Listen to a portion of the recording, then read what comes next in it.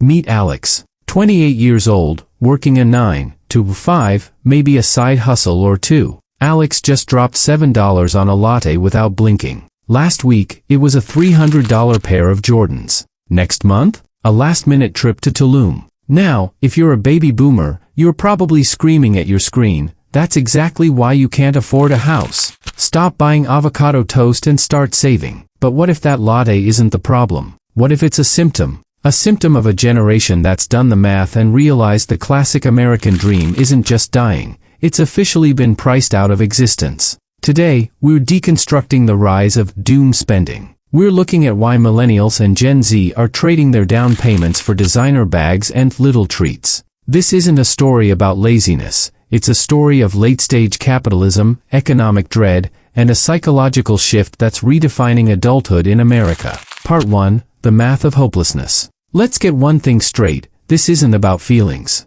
This is about cold, hard math. Back in 1985, the median American home cost roughly $82,800. The median household income? $23,620. That's a price-to-income ratio of 3.5. Sure, mortgage rates back then were a nightmare, hitting 12% or more, but the actual sticker price was within reach of a typical salary. Now, let's look at the 2025 housing market. The median home price has skyrocketed to $416,900. Meanwhile, the median income has only crawled up to $83,150. The ratio has ballooned to 5.0 nationwide. In superstar cities like Los Angeles or New York, we're looking at a staggering 12.5 times the median income. Let's go back to Alex. Let's say Alex is a heroic saver and puts away $500 a month. That's tough when you're battling student loan debt, skyrocketing rent, and inflation.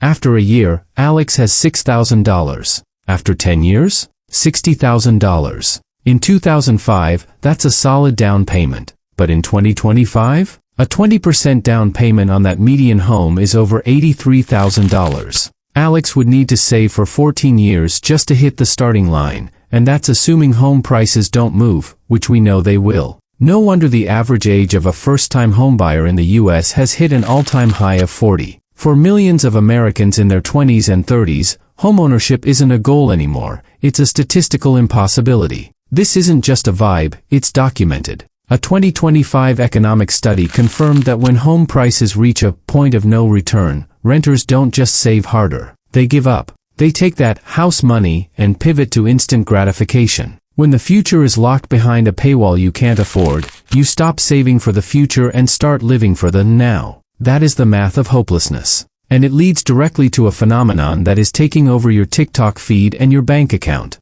Part 2. The Psychology of Doom Spending. So, here's the million-dollar question. If you can't buy a future, what do you buy? Simple. You buy the present. Welcome to the psychology of doom spending. It's a mindset that says, if I'm never going to own a 3-bedroom house with a backyard, why should I deny myself the $7 joy I can actually afford right now? This isn't irrational behavior, it's a survival mechanism. Enter treat culture. Nearly 60% of Gen Z admits to buying little treats at least once a week. Whether it's an iced oat milk latte, a premium face mask, or a $25 DoorDash lunch. They justify it as self-care or investing in well-being. And it's adding up, hundreds of dollars every month disappearing into these micro-luxuries. Boomers call this frivolous. But for a generation that came of age during a global pandemic, a climate crisis, and the most unstable economy in decades, these small, intentional joys are a way of reclaiming agency. It's a way to feel grounded when the world feels like it's burning. This is financial nihilism. As economic commentator Kyla Scanlon puts it,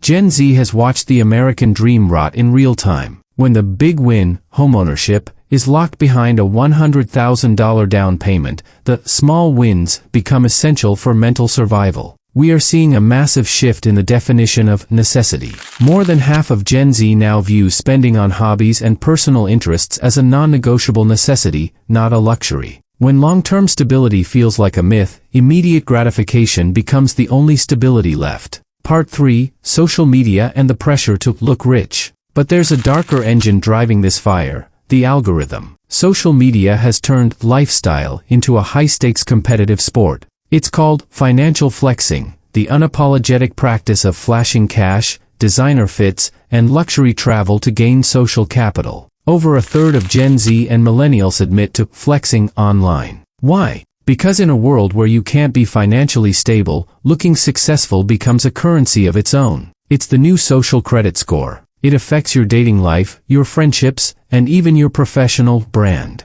As one critic noted, social media hasn't just been a great equalizer, it's been a great punisher. You're no longer just trying to keep up with the Joneses down the street. You're trying to keep up with influencers in Dubai and crypto brothers in Miami 24/7. This creates a vicious cycle of debt. FOMO, fear of missing out, drives people to use, buy now, pay later, services for $80 skincare creams or Coachella tickets. The pressure to perform prosperity while being objectively broke is a trap. And that debt? It just pushes the dream of homeownership even further into the impossible category. So, the next time you see a 24-year-old unboxing a Dior bag in a cramped, rented apartment, remember, they're not just being shallow. They are trying to claim the aesthetic of success in a system that has systematically denied them the substance of success.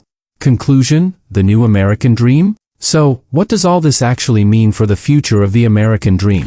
The old dream was linear: work hard, save your pennies, buy a house, build equity, and retire with a golden watch. That dream was built on a tangible, achievable future. It was a promise that if you put in the time, the system would pay you back in stability. But for millions of Americans today, that promise feels like a fairy tale. The new dream is horizontal. It's about finding identity and meaning right here, in the present, because the future has become too expensive to invest in.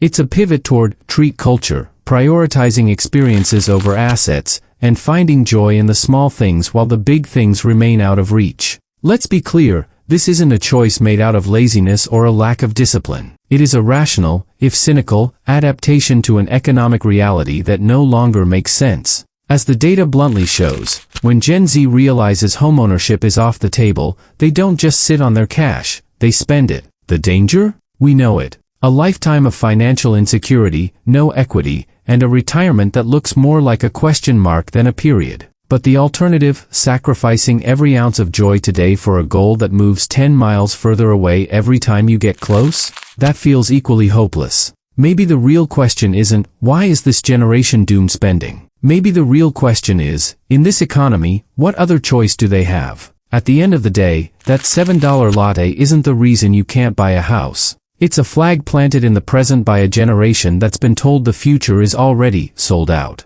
Thanks for watching. If this resonated with you, or if you think I'm totally wrong, drop a comment below. Are you saving for a house, or have you officially joined the doom spenders? Let's get a conversation going in the comments. And remember, in late-stage capitalism, sometimes the most radical thing you can do is actually enjoy your coffee while you still can.